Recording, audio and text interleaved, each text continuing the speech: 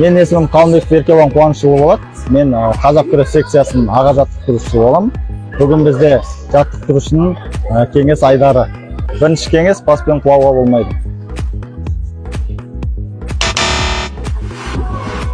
Ал қазір біз сіздерге қауіпсіз құлаудың әдістерін көрсетеміз.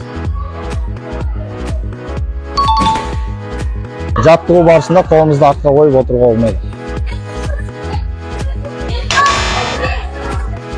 Қазір біз сіздерге дұрыс құлаудың жолдарын көрсетеміз.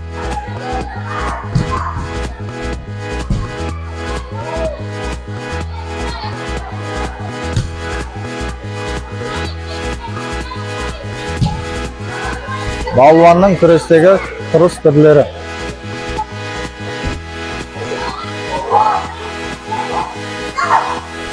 Осы айтқан кеңестерді сақтаңыздар.